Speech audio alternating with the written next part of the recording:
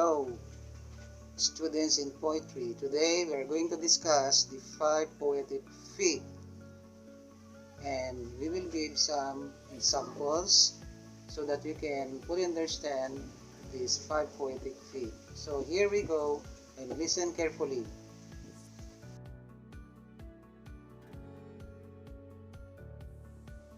Okay, here is the first example of poetic feet.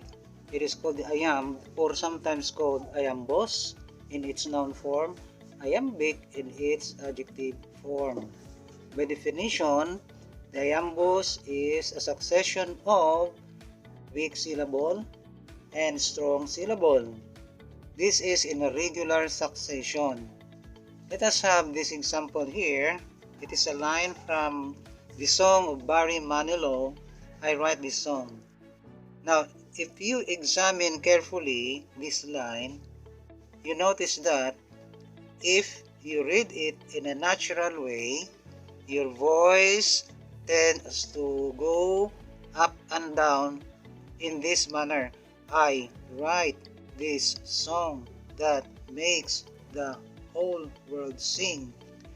So that in this kind of line,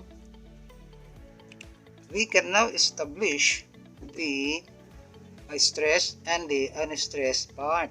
This one is not stressed, so you do it this way. I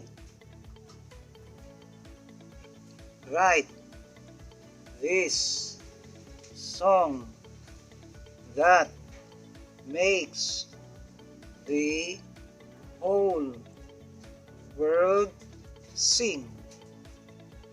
Down, up, down, up, down, up, down, up, down, up. Now, let us establish the meter of this line. So this is the first division, second division, third division, fourth, and fifth. Now, one division is equivalent to 1 meter.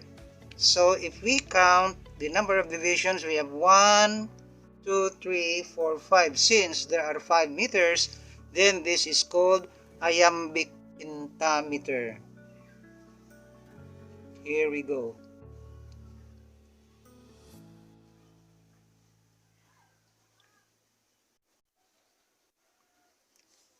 Shakespeare's sonnet usually follow this iambic pentameter. So this is the first kind of poetic foot, the iambos or iamb.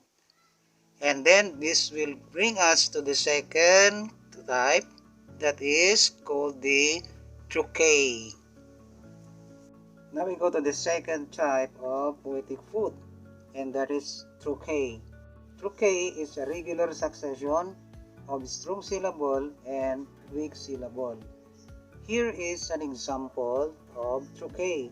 This is from William Shakespeare's Macbeth. Double, double, toil and trouble. Take note that if we read this line in a natural way, notice that the first syllable here is stressed, while the second syllable here is not stressed, or it has a weak stress. So if we continue the pattern, we have double, toil, and trouble.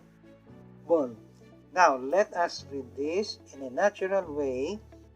Double, double, toil, and trouble. The regular succession of the weak, or rather the strong and weak syllable, produce this meter.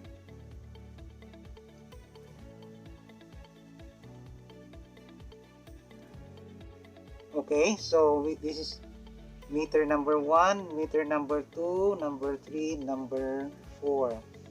Since this line is composed of 4 meters and follows the trochaic pattern, then we say that this is a trochaic tetrameter.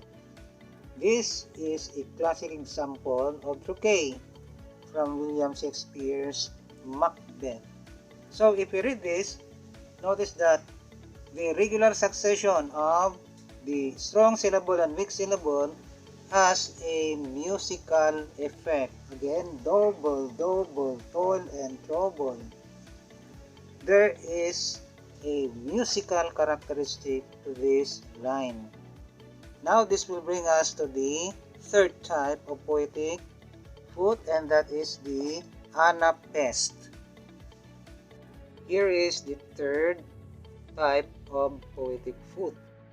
It is called the anapest. Anapest is a regular succession of two weak syllables and one strong syllable. This is the pattern. Weak, weak, strong.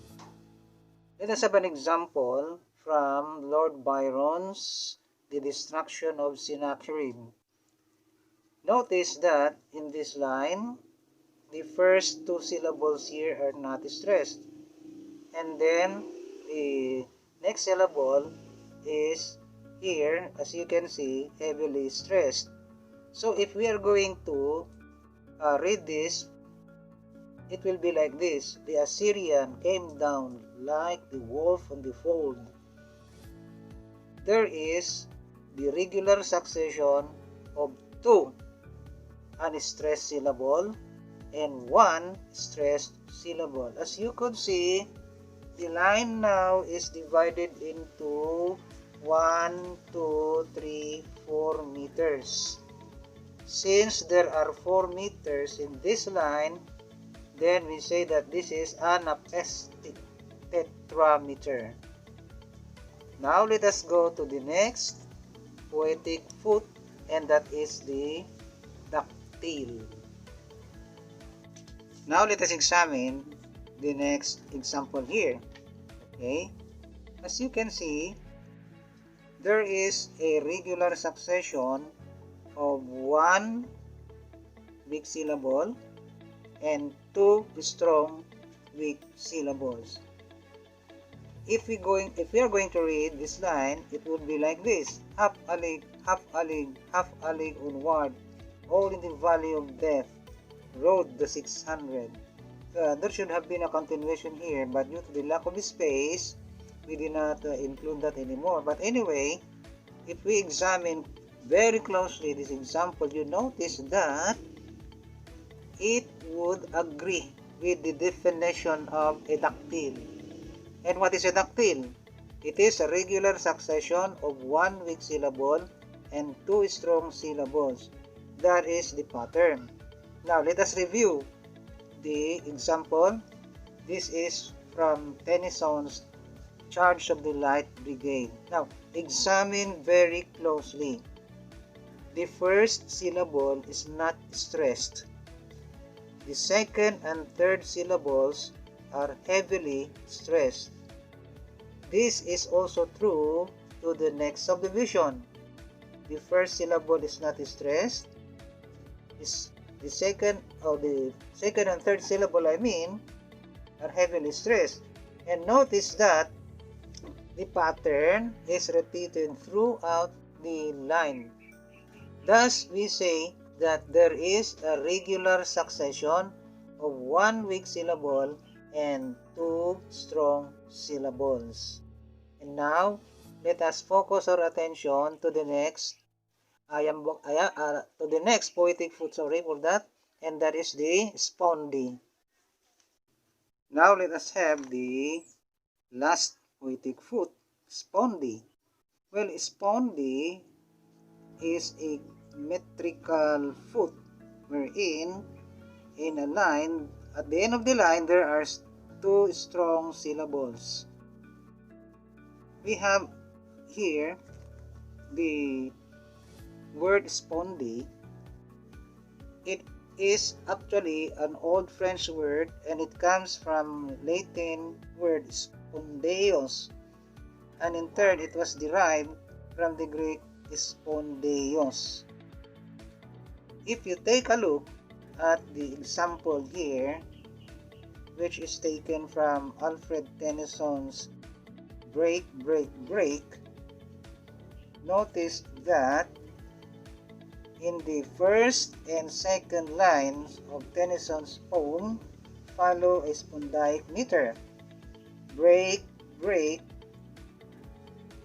are two strong syllables. Also, cold, gray, and OC. They are all spondies, giving the very beginning of this poem an aggressive energy. So as you can see, the, the use of spondy here provides an aggressive beginning full of energy of the poem.